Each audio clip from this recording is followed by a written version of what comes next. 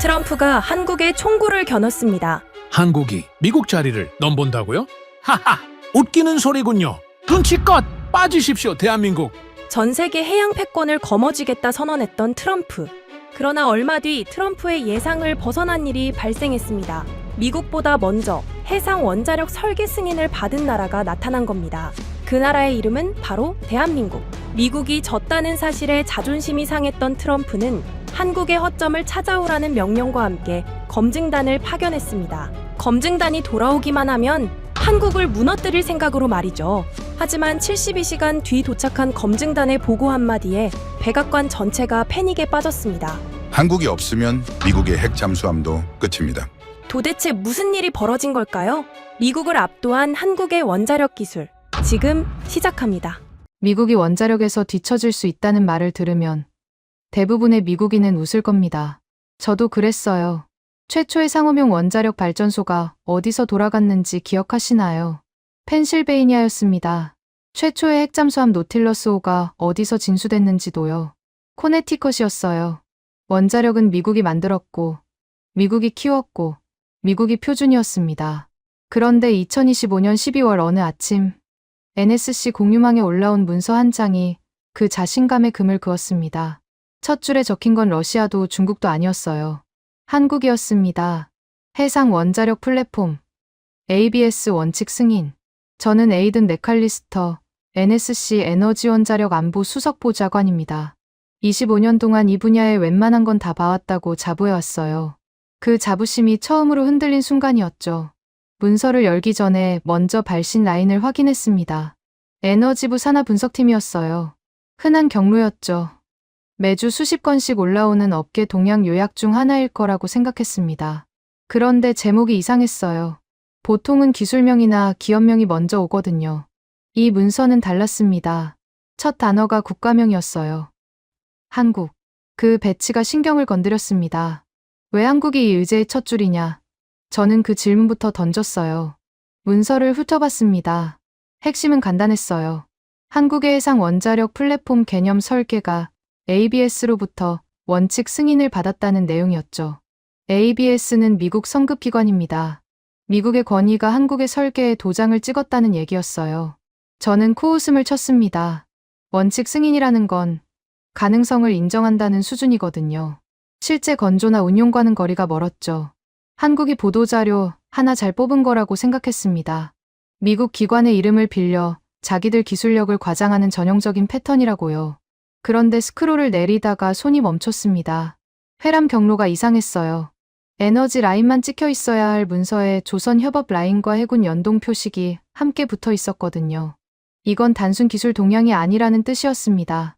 누군가가 이 문서를 안보급 사안으로 분류했다는 신호였어요. 저는 의자 등받이에서 등을 뗐습니다. 자세를 고쳐 앉아야 할 것 같았거든요.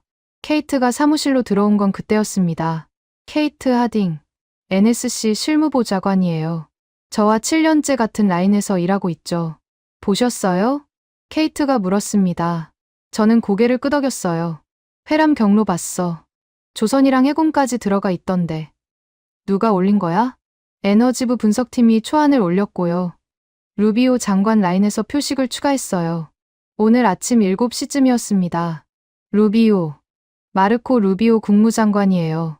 지금은 국가안보보좌관 대행까지 겸하고 있죠. 그가 직접 표식을 붙였다는 건 사안의 무게가 생각보다 무겁다는 뜻이었습니다. 저는 화면을 다시 봤어요. 문서 말미에 뭔가가 더 있을 것 같았거든요. 첨부 메모가 있었어.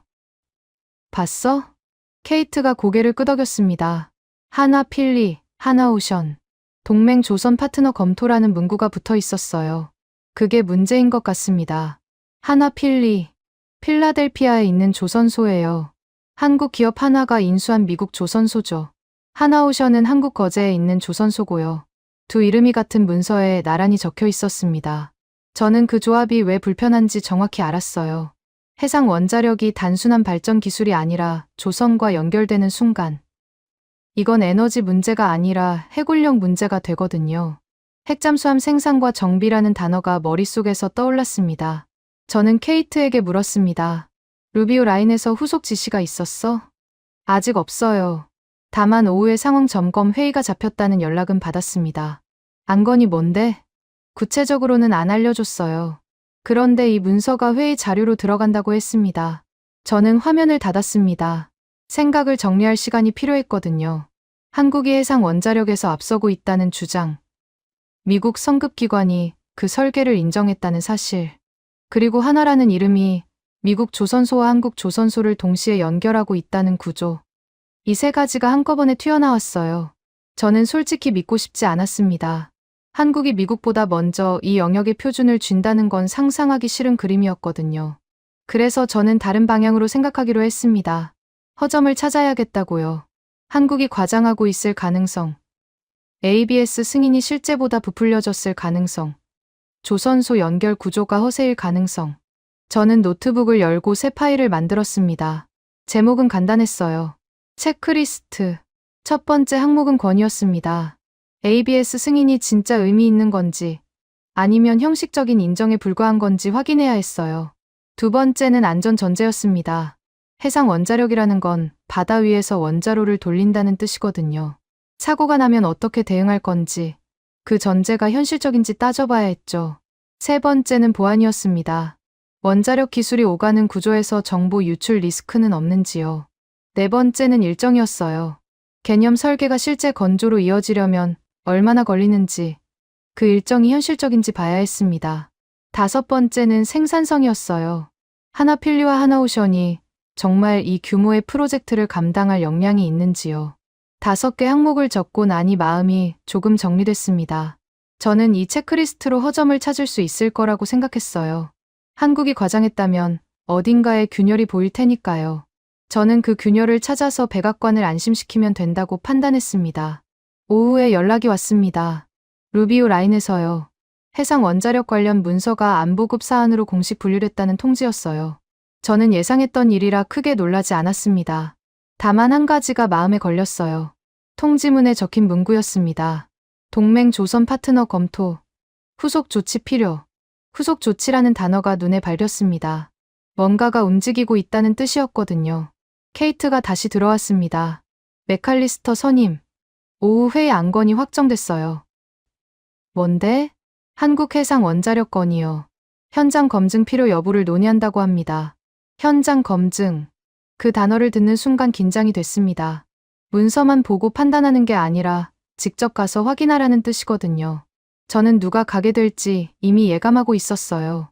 에너지 원자력 라인의 수석 보좌관. 그러니까 저였습니다.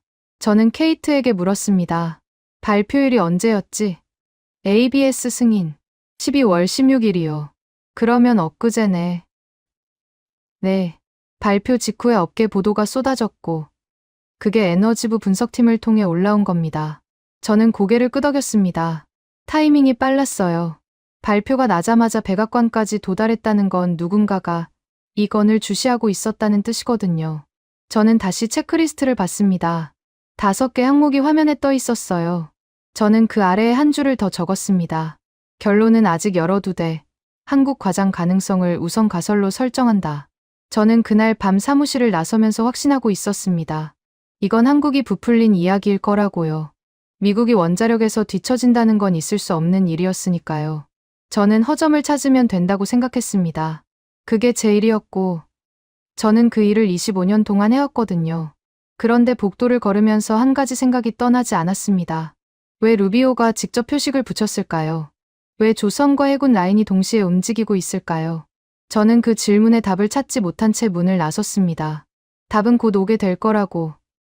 그때는 그렇게만 생각했어요. 백악관 상황실에 들어서는 순간 분위기가 심상치 않다는 걸 알았습니다. 테이블 주변에 앉은 사람들의 표정이 굳어 있었거든요. 저는 지정된 자리로 걸어가면서 누가 와 있는지 확인했습니다. 크리스 라이트 에너지부 장관, 마르코 루비오 국무장관 겸 국가안보보좌관 대행, 그리고 테이블 상석에는 대통령이 앉아 있었어요. 도널드 트럼프. 저는 자리에 앉으면서 생각했습니다. 해상 원자력 문서 하나 때문에 이 자리가 열린 건가? 규모가 예상보다 컸어요. 트럼프가 먼저 입을 열었습니다. 맥칼리스터, 자네가 원자력 라인이지? 예, 대통령님. NSC 에너지 원자력 안보 수석 보좌관입니다. 그 한국 건 봤나? 봤습니다. 그래서 어떻게 생각해? 저는 잠깐 뜸을 들였습니다. 대통령 앞에서 성급한 답을 내놓고 싶지 않았거든요. 하지만 너무 오래 뜸을 들이면 자신감이 없어 보일 수 있었어요. 저는 균형을 잡아야 했습니다. 아직 검증이 필요합니다. ABS 승인이 실제로 어느 수준인지, 한국 측 주장이 과장된 건 아닌지 확인해야 합니다. 트럼프가 고개를 끄덕였습니다. 그런데 그 끄덕임이 동의가 아니라 재촉처럼 느껴졌어요. 검증. 좋아. 그런데 난 한 가지가 궁금해. 한국이 우리보다 먼저라는 게 말이 돼? 저는 대답하려다가 멈췄습니다. 그 질문에는 답이 이미 정해져 있었거든요. 트럼프는 아니오를 듣고 싶어 하는 게 분명했어요. 저는 신중하게 말했습니다. 현재로서는 판단하기 이릅니다. 다만 허점이 있다면 찾아낼 수 있습니다.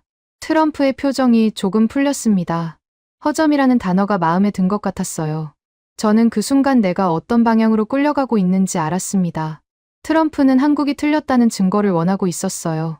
저는 그 증거를 찾아오라는 임무를 받게 될 거였습니다. 크리스 라이트가 끼어들었습니다. 에너지부 장관이에요. 저와는 몇 번 회의에서 마주친 적이 있었죠. 대통령님, 이거는 발전소 이야기가 아닙니다. 라이트의 목소리는 차분했지만 무게가 있었어요. 저는 그가 무슨 말을 하려는지 예감했습니다.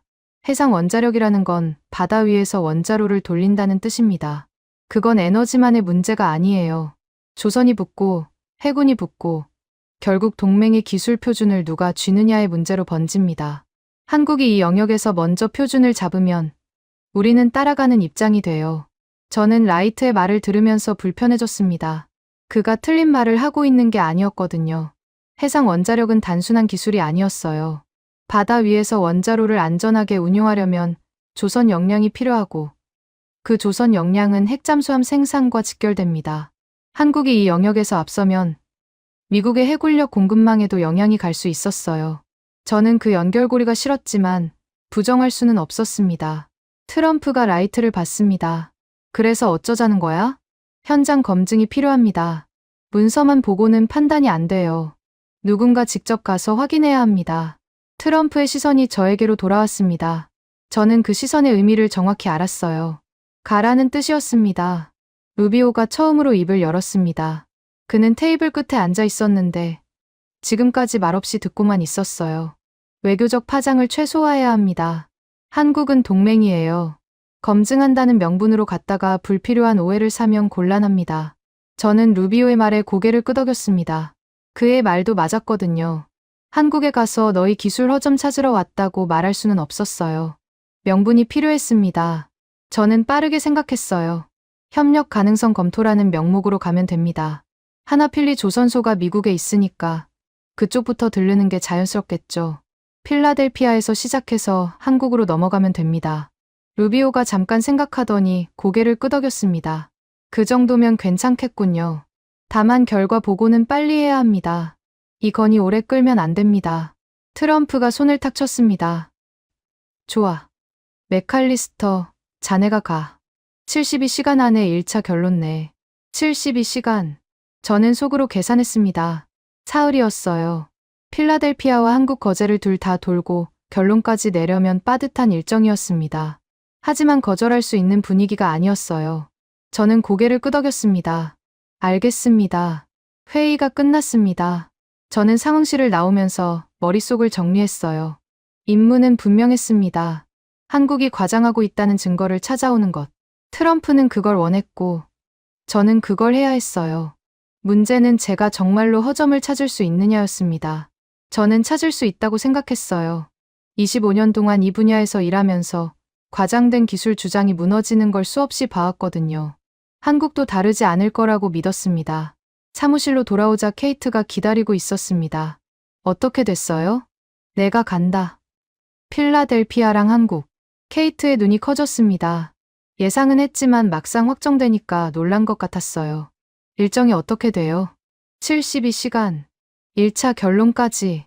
너무 빠른데요. 나도 알아. 그런데 어쩔 수 없어. 동선표 짜줘. 필리 조선소 먼저. 그다음 거제. 케이트가 고개를 끄덕이며 노트북을 열었습니다. 저는 그 사이에 제 체크리스트를 다시 봤어요. 어제 만든 5개 항목이 화면에 떠 있었습니다. 권위, 안전전제, 보안, 일정, 생산성. 저는 이 5가지 중에서 가장 중요한 3가지를 골라야 했어요. 시간이 없었거든요. 모든 걸 다 확인할 수는 없었습니다. 저는 생각했습니다. ABS 승인의 실체, 그러니까 권위가 첫 번째였어요. 그게 진짜 의미 있는 건지 아닌지부터 확인해야 했습니다. 두 번째는 안전전제였어요. 해상에서 원자로를 돌린다는 건 육상과 완전히 다른 리스크를 안고 가는 거거든요. 그 리스크를 어떻게 설계에 반영했는지 봐야 했습니다. 세 번째는 조선 생산성이었어요. 하나필류와 하나오션이 정말 이 규모의 프로젝트를 감당할 수 있는지 현장에서 직접 확인해야 했습니다. 저는 체크리스트를 수정했습니다. 검증 범위를 3가지로 좁혔어요. ABS 원칙 승인의 근거, 안전 전제의 현실성, 조선 생산성. 이 3가지에서 허점을 찾으면 됐습니다. 저는 찾을 수 있다고 확신했어요. 케이트가 동선표 초안을 보여줬습니다. 내일 아침 필라델피아로 출발하시면 돼요. 하나필리 조선소에서 오후 늦게 현장 점검하고 다음날 아침 한국행 비행기 타시면 됩니다. 거제에서 하루, 돌아오는 비행기에서 보고서 마무리하면 72시간 안에 맞출 수 있어요. 빠듯했지만 불가능하지는 않았습니다. 저는 고개를 끄덕였어요. 그렇게 하자. 저는 그날 밤 보고서 목차를 완성했습니다. 제목은 한국해상 원자력 현장 검증 보고서로 정했어요. 목차는 간단했습니다. 1항, ABS 원칙 승인 분석. 2항, 안전 전제 검토. 3항, 조선 생산성 평가. 4항, 결론 및 권고. 저는 사항에 들어갈 내용을 이미 머릿속으로 그리고 있었어요. 한국의 주장에는 과장이 있으며 미국이 우려할 수준은 아니다. 저는 그 결론을 써서 백악관에 올리면 된다고 생각했습니다. 그런데 잠들기 전에 한 가지 생각이 떠올랐습니다. 라이트가 했던 말이었어요. 이건 발전소 이야기가 아니라 표준 경쟁이라고 했죠. 저는 그 말이 자꾸 머릿속에서 맴돌았습니다. 만약 라이트의 말이 맞다면 허점을 찾는 것만으로는 부족할 수도 있었어요. 한국이 진짜 앞서가고 있다면 미국은 막는 게 아니라 따라잡아야 하는 거니까요. 저는 그 생각을 밀어냈습니다. 아직 확인도 안 한 상태에서 미리 걱정할 필요는 없었거든요. 저는 허점을 찾을 거였고 찾으면 끝이었습니다. 미국이 원자력에서 뒤처진다는 건 있을 수 없는 일이었어요. 저는 그렇게 믿으면서 눈을 감았습니다. 다음 날 아침, 저는 필라델피아로 향하는 차에 올랐습니다. 창밖으로 워싱턴의 거리가 스쳐 지나갔어요. 저는 가방 안에 있는 체크리스트를 생각하면서 마음을 다잡았습니다. 허점을 찾아라. 백악관을 안심시켜라. 그게 제 임무였고, 저는 반드시 해낼 거였어요. 그때는 정말 그렇게 믿었습니다. 필라델피아 하나필리 조선소에 도착한 건 오후 3시였습니다. 정문에서부터 보안 절차가 시작됐어요. 저는 NSC 신분증을 제시했고, 안내 담당자가 나올 때까지 대기실에서 기다려야 했습니다. 미국 땅에 있는 조선소인데 왜 이렇게 절차가 까다로운지 의아했어요. 저는 그 의아함을 체크리스트 첫 번째 칸에 적었습니다. 보안 과잉인가? 아니면 진짜 지킬 게 있는 건가? 15분쯤 지나서 한 남자가 들어왔습니다. 40대 중반쯤으로 보였어요. 정장이 아니라 작업복 위에 안전조끼를 걸치고 있었죠. 이선우입니다. 하나필리 조선소 보안공정 책임자예요. 맥칼리스터 수석보좌관님 맞으시죠? 악수를 나눴습니다. 이선우의 손은 거칠었어요. 서류만 만지는 사람의 손이 아니었습니다. 저는 그 손을 보면서 생각했어요. 이 사람은 현장에서 직접 뛰는 사람이구나. 안내해 드리겠습니다. 보안 구역이 3단계로 나뉘어 있어서 각 단계마다 별도 인증이 필요합니다. 저는 고개를 끄덕였습니다. 3단계 접근 통제라는 건 체크리스트에 적어뒀던 항목이었어요. 서류상으로는 확인했지만 실제로 어떻게 운영되는지는 직접 봐야 했거든요. 저는 이선우를 따라 첫 번째 보안 구역으로 들어갔습니다. 첫 번째 구역은 일반 작업 구역이었어요. 자재 반입과 초기 가공이 이루어지는 곳이었죠. 저는 주변을 둘러보면서 작업자들의 움직임을 관찰했습니다. 뭔가 이상한 점이 있는지 찾으려고 했어요. 그런데 눈에 띄는 건 오히려 정돈된 분위기였습니다. 자재가 정해진 위치에 쌓여 있었고 작업자들은 각자의 구역에서 벗어나지 않았어요. 미국 조선소치고는 너무 깔끔했습니다. 두 번째 구역으로 넘어가자 분위기가 달라졌습니다. 출입문 앞에서 생체 인증을 거쳐야 했어요. 지문과 홍채를 동시에 확인하는 방식이었죠. 저는 이선우에게 물었습니다. 이 정도 보안이 왜 필요한 거죠? 민간 조선소 아닙니까? 이선우가 잠깐 멈췄습니다. 그리고 저를 똑바로 쳐다보며 말했어요. 민간이지만 군함 수리도 받습니다. 미 해군 정비 계약이 있거든요. 그래서 보안 기준이 군 수준으로 맞춰져 있어요. 저는 그 말에 할 말을 잃었습니다. 미 해군 정비 계약이라고요. 한국 기업이 운영하는 조선소에서 미국 군함을 수리한다는 뜻이었어요. 저는 그 사실을 몰랐습니다. 아니, 알았어도 대수롭지 않게 넘겼을 거예요. 그런데 직접 보안 절차를 통과하면서 느껴지는 무게감은 달랐습니다. 이건 허세가 아니었어요. 세 번째 구역은 핵심 공정이 이루어지는 곳이었습니다. 여기서부터는 외부인 출입이 원칙적으로 금지돼요. 저는 NSC 권한으로 특별 허가를 받은 거였죠. 이선우가 문을 열기 전에 말했습니다. 여기서부터는 모든 동선이 기록됩니다. 어디서 뭘 봤는지, 몇 분 머물렀는지 전부요. 괜찮으시겠어요? 저는 고개를 끄덕였습니다. 불편하지 않다고 하면 거짓말이었어요. 하지만 저도 검증하러 온 사람이었으니까요. 기록되는 게 싫다고 물러날 수는 없었습니다. 세 번째 구역에 들어서자 거대한 도크가 눈에 들어왔습니다. 배 한 척이 들어갈 수 있는 크기였어요. 저는 그 규모에 잠깐 압도당했습니다. 서류에서 봤던 숫자와 실제 눈앞에 펼쳐진 광경은 완전히 다른 느낌이었거든요. 저는 스스로에게 말했어요. 규모에 휘둘리지 마라. 허점을 찾아야 한다. 이선우가 옆에서 태블릿을 꺼냈습니다. 공정 추적 시스템을 보여드릴게요. 저희가 어떻게 품질을 관리하는지 확인하실 수 있습니다. 화면에 표가 떴습니다. 120개의 공정 체크포인트가 나열돼 있었어요. 각 체크포인트마다 담당자 이름, 작업 일시, 검수 결과, 자재 출처가 기록돼 있었습니다. 저는 몇 개를 무작위로 눌러봤어요. 모든 항목이 빈칸 없이 채워져 있었습니다. 저는 속으로 생각했어요. 이건 보여주기용으로 만든 게 아니다. 진짜 쓰고 있는 시스템이다. 문서에서 자재까지, 자재에서 작업자까지, 작업자에서 검수까지 전부 연결돼요. 어느 한 단계에서 이상이 생기면 다음 단계로 못 넘어갑니다. 이선우의 설명을 들으면서 저는 당혹스러웠습니다. 이 정도 추적 체계를 갖춘 조선소가 미국에 몇 개나 될까요? 저는 솔직히 모르겠었어요. 체크리스트에 적어뒀던 생산성, 항목이 흔들리는 느낌이었습니다. 그때 다른 남자가 다가왔습니다. 60대 후반쯤으로 보였어요. 흰머리에 주름이 깊었지만 눈빛은 날카로웠습니다. 정길남입니다. 여기 현장 고문이에요. 25년 전에 이 조선소가 하나로 넘어오기 전부터 있었죠. 25년. 저는 그 숫자에 잠깐 멈췄습니다. 저도 이 분야에서 25년을 일했거든요. 같은 시간을 한 조선소에서 버틴 사람이 눈앞에 있었어요. 정길남이 말을 이었습니다. 맥칼리스터 보좌관님, 뭘 확인하러 오셨는지 대충 알아요. 허점 찾으러 오셨죠? 저는 잠깐 당황했습니다.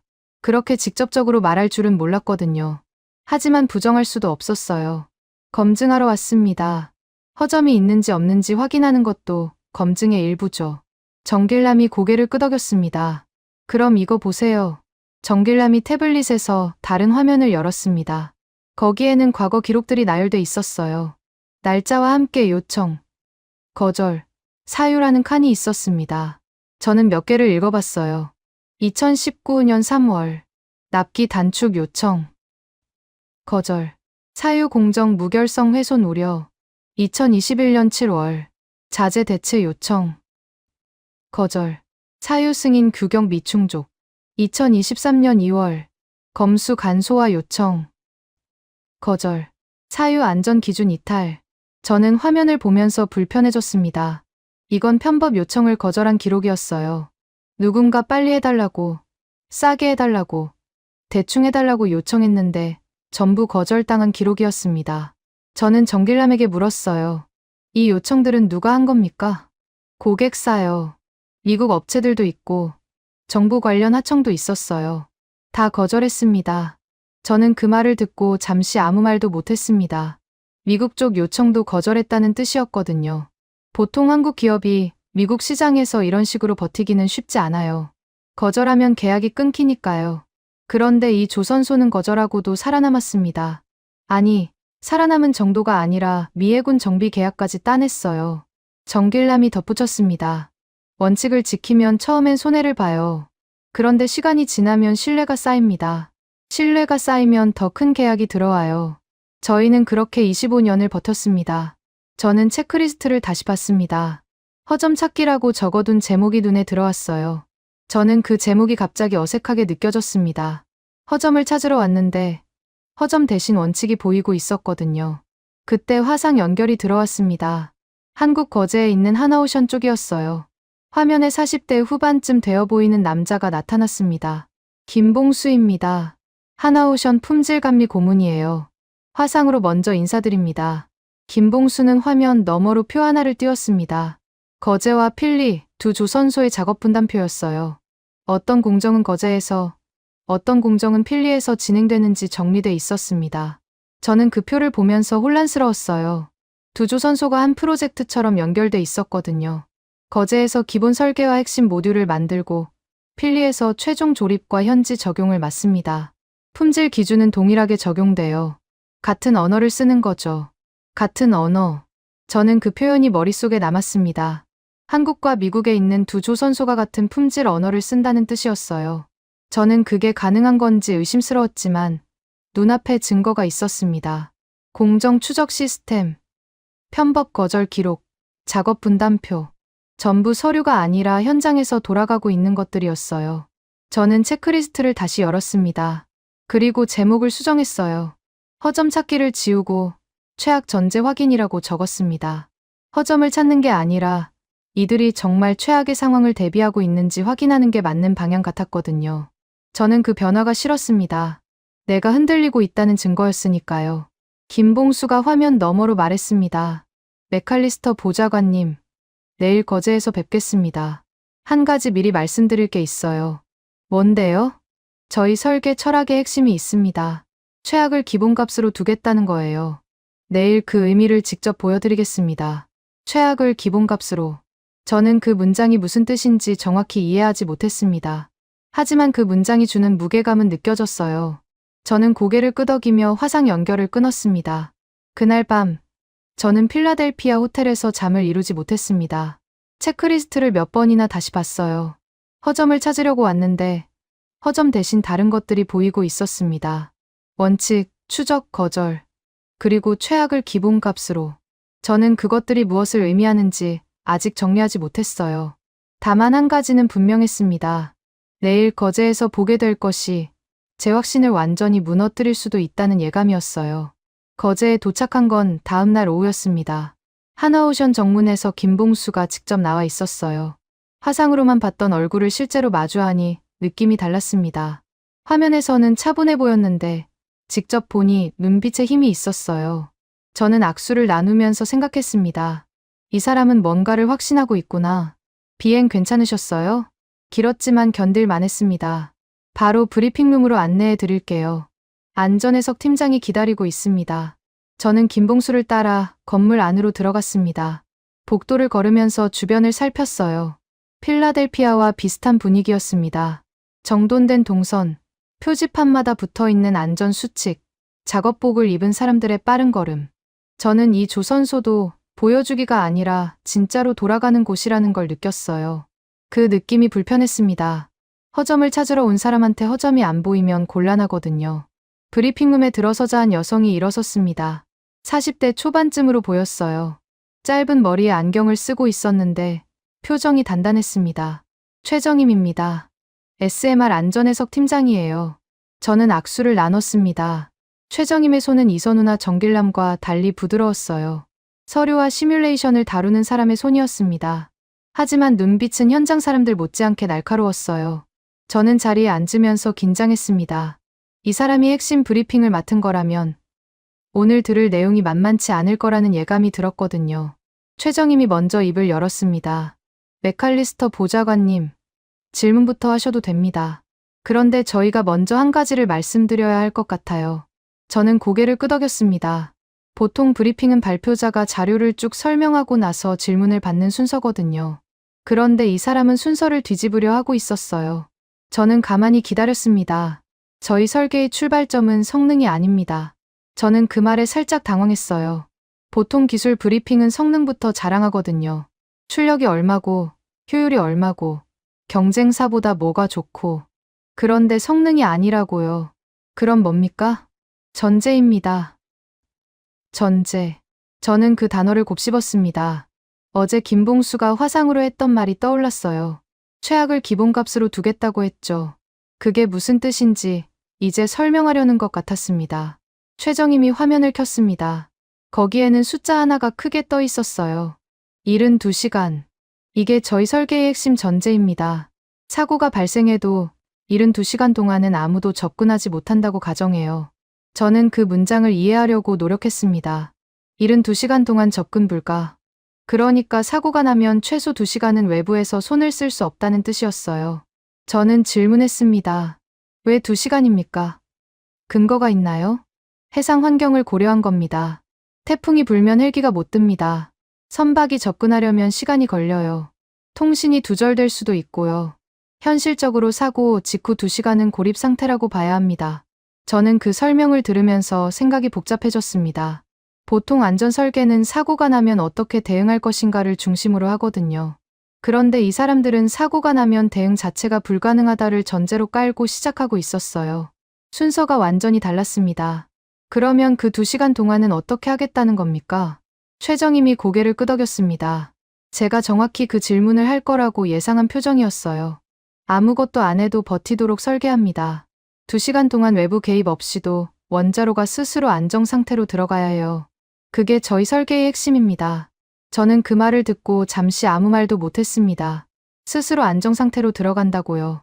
그게 가능한 건가요? 저는 원자력 안보 라인에서 25년을 일했지만 이렇게 극단적인 전제를 기본값으로 둔 설계는 처음 봤어요. 저는 체크리스트를 다시 봤습니다. 안전 전제 검토라고 적어둔 항목이 눈에 들어왔어요. 저는 그 항목을 최상단으로 옮겼습니다. 이게 핵심이었어요.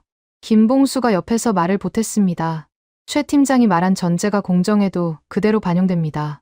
저희 품질 기준은 2시간 동안 아무도 못 온다를 가정하고 세워져요. 부품 하나, 용접 하나가 그 전제를 버텨야 합니다. 저는 김봉수를 봤습니다. 어제 화상으로 봤을 때는 그냥 품질 관리자인 줄 알았어요. 그런데 지금 보니 이 사람은 전제를 현장 언어로 번역하는 역할을 하고 있었습니다. 최정임이 설계 철학을 말하면 김봉수가 그걸 볼트와 용접의 언어로 바꿔주는 거였어요. 저는 질문 방식을 바꿔야겠다고 생각했습니다. 허점을 찾겠다는 접근으로는 안 되겠더라고요. 이 사람들은 이미 최악을 가정하고 있었으니까요.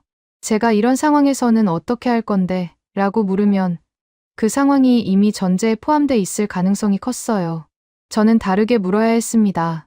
그 전제가 거짓이라면 어떻게 됩니까? 최정임이 잠깐 멈췄습니다. 제 질문을 이해하려는 것 같았어요. 무슨 뜻이시죠? 2시간 안에 접근할 수 있다면요. 아니면 2시간이 아니라 3시간, 4시간이 걸린다면요. 전제가 틀렸을 때 설계가 무너지는지 알고 싶습니다. 저는 그렇게 물었습니다. 허점을 찾는 게 아니라 전제를 무너뜨리는 방식으로요. 만약 이 사람들이 전제에만 기대고 있다면 전제가 흔들릴 때 당황할 거라고 생각했어요. 저는 그 당황하는 순간을 포착하고 싶었습니다. 그런데 최정임의 반응은 제 예상과 달랐습니다. 그녀는 고개를 끄덕이며 화면을 넘겼어요. 좋은 질문입니다. 저희도 같은 질문을 했거든요. 화면에 새로운 자료가 떴습니다.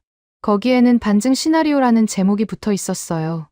2시간이 아니라 30분 만에 접근했을 때, 2시간이 아니라 4시간이 걸렸을 때, 아예 하루 동안 접근이 불가능했을 때, 각 시나리오별로 원자로 상태와 대응 절차가 정리돼 있었습니다. 전제가 틀렸을 때를 미리 검증해 뒀습니다. ABS 심사에서도 이 시나리오들을 전부 제출했어요. 180개 질의 항목 중 3분의 1이 이런 반증 시나리오에 대한 거였습니다. 저는 화면을 보면서 흔들렸습니다. 이 사람들은 제가 던질 질문을 이미 던져봤고 이미 답을 준비해 뒀어요. 저는 허점을 찾으러 온 사람인데 그 허점 찾기 방식까지 예상하고 대비하고 있었던 겁니다. 저는 솔직히 불안해졌어요. 내가 뭘 놓치고 있는 건가? 김봉수가 말을 이었습니다. 보좌관님, 저희가 숨기는 게 없다는 걸 보여드리는 게 목적입니다. 테스트하고 싶으시면 하세요. 자료 다 드릴 수 있어요. 저는 그 말에 잠깐 멈췄습니다. 숨기는 게 없다고요. 보통 검증을 받는 쪽은 방어적이거든요. 질문을 최소화하려 하고 자료를 아끼려 하고 핵심은 피해가려 해요. 그런데 이 사람들은 오히려 자료를 열어젖히고 있었습니다. 공격하라고 초대하는 것 같았어요. 저는 결정했습니다. 그러면 테스트하겠습니다. 전제가 무너지는 시나리오를 직접 확인하고 싶어요. 자료 주세요. 최정임이 고개를 끄덕였습니다. 그리고 태블릿에서 파일을 전송했어요. 제 노트북에 자료가 들어왔습니다. 반증 시나리오, 검증 프로토콜, ABS 질의응답 기록, 심사 대응표. 분량이 상당했어요. 저는 그 파일들을 보면서 생각했습니다. 이걸 다 검토하려면 시간이 꽤 걸리겠구나. 최정임이 말했습니다. 오늘 안에 주요 시나리오 3개는 직접 설명해 드릴 수 있어요. 나머지는 파일로 확인하시면 됩니다. 추가 질문 있으시면 언제든 연락 주세요. 저는 고개를 끄덕였습니다. 그리고 브리핑룸을 나서면서 뒤를 돌아봤어요. 최정임과 김봉수가 여전히 자리에 서 있었습니다. 그들의 표정에는 자신감이 있었어요. 허세가 아니라 준비된 사람들의 자신감이었습니다. 저는 복도를 걸으면서 체크리스트를 다시 봤습니다. 허점 찾기라고 적어뒀던 제목이 어색해졌어요. 저는 그걸 지우고 새로 적었습니다. 전제 무너뜨리기. 하지만 그것마저도 가능할지 확신이 없었어요. 이 사람들은 이미 스스로 전제를 무너뜨려 봤고 그래도 버티는 설계를 만들어뒀거든요. 저는 그날 밤 호텔에서 받은 자료를 읽었습니다. 읽으면 읽을수록 불안해졌어요. 허점이 보이지 않았거든요. 저는 스스로에게 물었습니다. 내가 찾으려는 허점이 정말 있는 건가? 아니면 내 편견이 허점인 건가? 그 질문에 답을 찾지 못한 채 밤이 깊어갔습니다. 다음 날 아침, 저는 하나오션 기술동에 다시 들어섰습니다. 어젯밤 받은 자료를 밤새 읽었어요. 읽으면서 질문 목록을 만들었습니다. 전제가 무너지는 시나리오, 그 시나리오에서 설계가 어떻게 버티는지, 그리고 그걸 누가 검증했는지. 저는 그 3가지를 직접 확인하고 싶었어요. 서류로 보는 것과 눈앞에서 보는 건 다르니까요. 최정임이 브리핑룸 입구에서 기다리고 있었습니다. 잘 주무셨어요? 솔직히 못 잤습니다. 자료 읽느라. 최정임이 살짝 웃었어요. 제가 진지하게 검토했다는 걸 알아차린 것 같았습니다. 오늘은 시연을 준비했어요. 어제 설명드린 전제가 실제로 어떻게 작동하는지 보여드리려고 합니다. 저는 고개를 끄덕였습니다. 시연이라고 했죠. 저는 그 시연에서 허점을 찾을 수 있을 거라고 생각했어요. 서류는 완벽하게 만들 수 있지만 실제 작동은 다르거든요. 어딘가에서 빈틈이 보일 거라고 기대했습니다. 브리핑룸 안에는 대형 화면이 설치돼 있었고 그 앞에 시뮬레이션 장비가 놓여 있었어요. 김봉수도 와 있었습니다. 그리고 화상 연결로 필라델피아의 이선우와 정길남도 참여하고 있었어요. 저는 그 구성을 보면서 생각했습니다. 이 사람들은 거제와 필리를 하나의 팀처럼 운영하고 있구나. 최정임이 시연을 시작했습니다. 먼저 기본 시나리오부터 보여드릴게요. 해상 원자력 플랫폼에서 냉각 개통 이상이 발생한 상황입니다. 화면에 플랫폼 모형이 떴습니다. 바다 위에 떠 있는 구조물이었어요. 원자로가 중앙에 있고 주변에 냉각 장치와 안전 개통이 배치돼 있었습니다. 최정임이 시뮬레이션을 실행했어요. 냉각 개통에 이상 신호가 뜨고 경보가 울렸습니다. 이 시점에서 외부 지원이 도착할 수 없다고 가정합니다.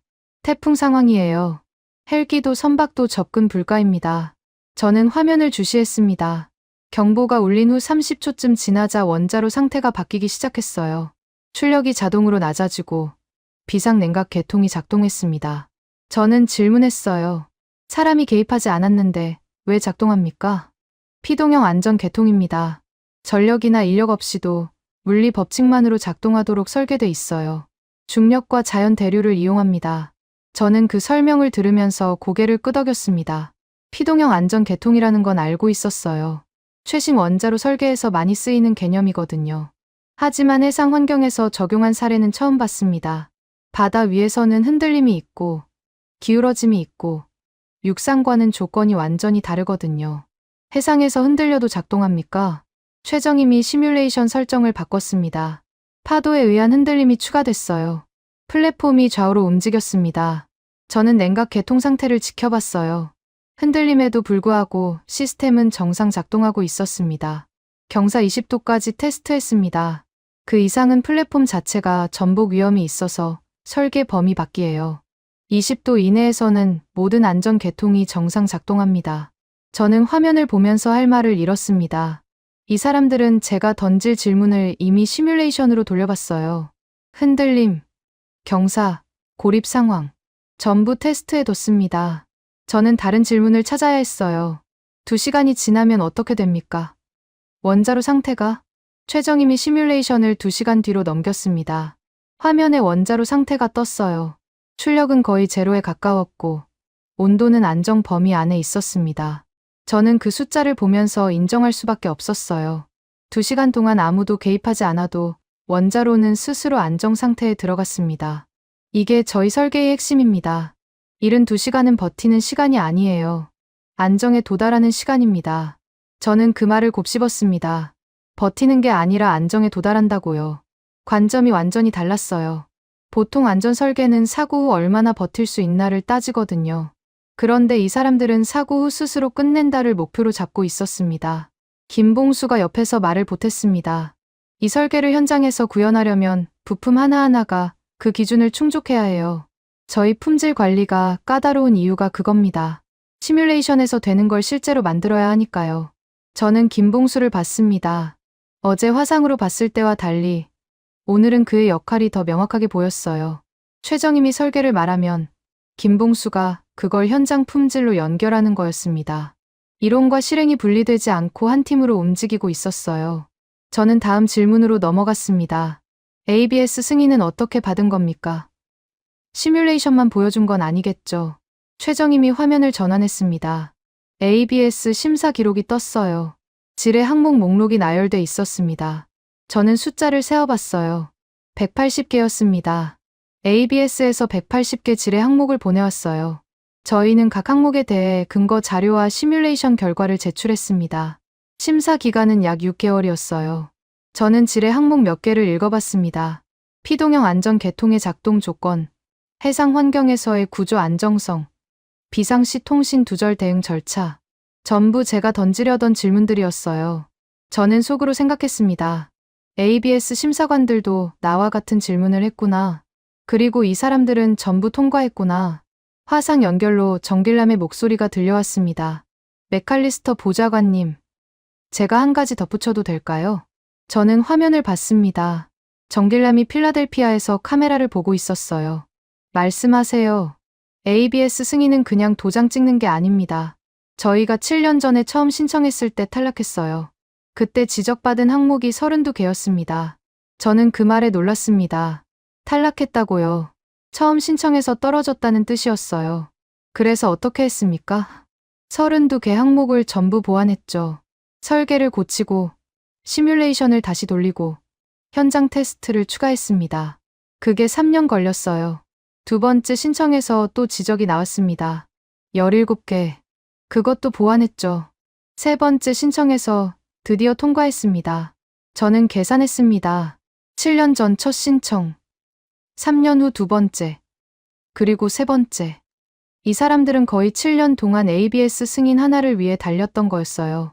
저는 그 시간의 무게를 느꼈습니다. 홍보용으로 도장 하나 받으려는 사람들이 7년을 투자하지는 않거든요. 정길남이 말을 이었습니다. AIP는 칭찬이 아닙니다. 판정이에요. 저희 설계가 원칙적으로 승인 가능하다는 판정. 그 판정을 받으려고 저희는 7년 동안 수백 번 거절당하고 수정했습니다. 저는 그 말을 듣고 잠시 침묵했습니다. 수백 번 거절당하고 수정했다고요. 저는 처음에 이 사람들이 도장 하나 잘 받아서 과장하고 있다고 생각했어요. 그런데 실상은 달랐습니다. 7년 동안의 거절과 수정. 그게 이승인의 실체였어요. 화상 연결로 이선우가 끼어들었습니다. 보좌관님, 한 가지 더 보여드릴 게 있어요. 어제 보신 공정 추적 시스템 기억하시죠? 기억합니다. 그 시스템이 거제하고 연결돼 있어요. 같은 플랫폼을 씁니다. 거제에서 만든 부품이 필리로 오면 추적 기록이 그대로 이어져요. 끊김이 없습니다. 화면에 추적 기록이 떴습니다. 거제에서 제작된 모듈의 기록이 필리 조선소 시스템에 그대로 연결돼 있었어요. 누가 만들었는지, 언제 검수했는지, 어떤 기준을 통과했는지 전부 한 화면에서 볼 수 있었습니다. 저는 그걸 보면서 동요했어요. 두 나라에 있는 두 조선소가 정말로 하나의 시스템처럼 움직이고 있었거든요. 이선우가 덧붙였습니다. 해상 원자력이 현실이 되려면 조선이 받쳐줘야 해요. 설계가 아무리 좋아도 만들 수 없으면 소용없거든요. 저희는 만들 수 있다는 걸 보여드리는 겁니다. 저는 그 말을 듣고 생각에 잠겼습니다. 이 사람들은 기술만 보여주는 게 아니었어요. 시행 가능성을 보여주고 있었습니다. 설계, 검증, 승인, 생산, 그 전체가 연결돼 있다는 걸 증명하고 있었어요. 정길남이 마지막으로 말했습니다. 보좌관님, 저는 이 조선소에서 25년을 버텼습니다. 그 시간 동안 편법 요청을 수없이 거절했어요. 빨리 해달라. 싸게 해달라. 대충 해달라. 전부 거절했습니다. 거절할 때마다 손해를 봤어요. 계약이 끊기기도 했고요. 그런데 지금 저희가 여기 있잖아요. ABS 승인을 받았고, 미해군 정비 계약을 따냈고, 백악관에서 검증하러 사람을 보낼 정도가 됐습니다. 저는 정길남을 봤습니다. 화면 너머로 그의 표정이 보였어요. 자랑하는 표정이 아니었습니다. 그냥 사실을 말하는 사람의 얼굴이었어요. 저는 그 담담함이 오히려 무겁게 느껴졌습니다. 원칙을 지키면 처음엔 손해를 봐요. 그런데 결국엔 신뢰가 쌓입니다. 신뢰가 쌓이면 자격이 생겨요. 저희는 그 자격을 25년 동안 만들어 왔습니다. 시연이 끝났습니다. 저는 브리핑룸을 나서면서 머릿속을 정리했어요. 허점을 찾으러 왔는데 허점이 보이지 않았습니다. 대신 다른 것들이 보였어요. 7년 동안의 거절과 수정, 25년 동안의 원칙, 두 조선소를 연결하는 하나의 시스템. 저는 그것들을 부정할 수 없었습니다. 저는 호텔로 돌아와서 보고서 파일을 열었습니다. 결론 칸이 비어 있었어요. 저는 뭘 써야 할지 알면서도 쓰기가 싫었습니다. 한참을 망설이다가 결국 키보드를 쳤어요. 막을 일이 아니다. 따라잡을 일이다. 저는 그 문장을 쓰고 나서 화면을 한참 바라봤습니다.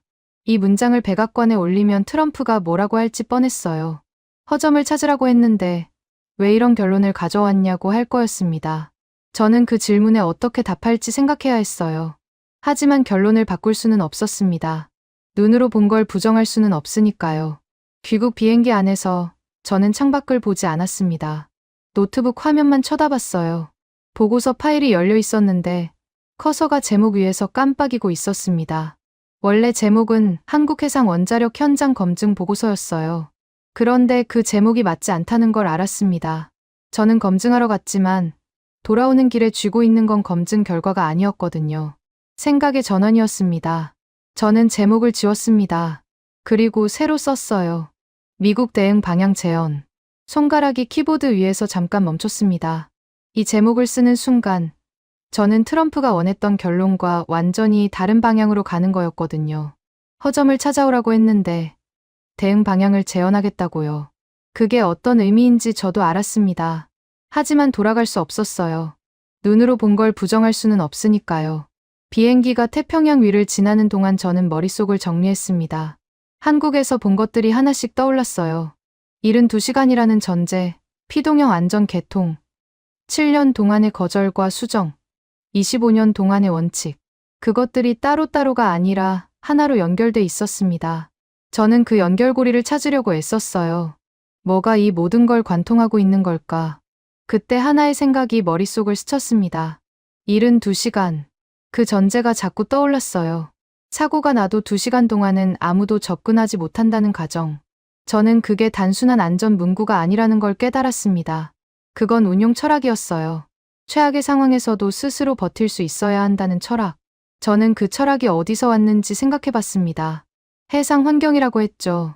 태풍, 고립, 통신 두절. 그런데 그 조건들이 뭔가 익숙했어요. 저는 잠깐 생각하다가 깨달았습니다.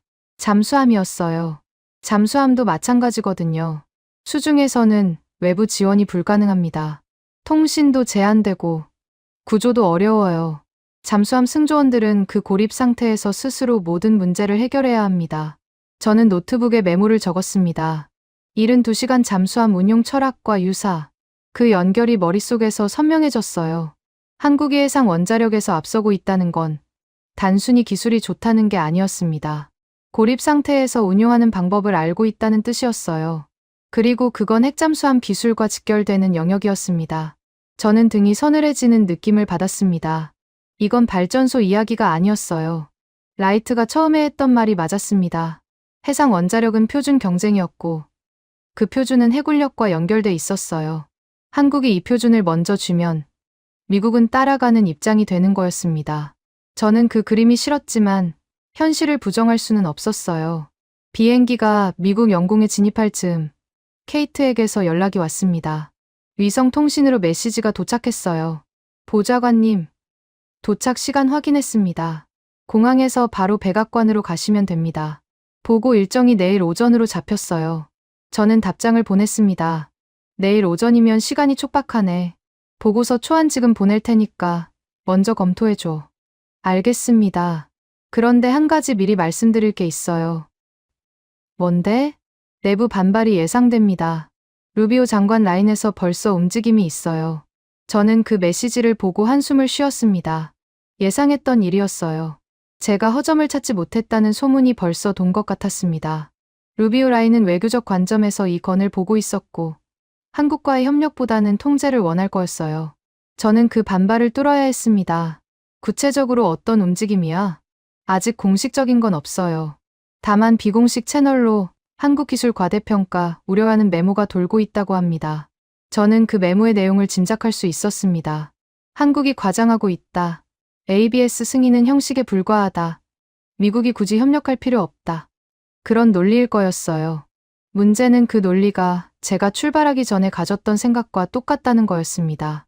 저도 처음엔 그렇게 생각했거든요. 하지만 현장을 보고 나니 달라졌어요.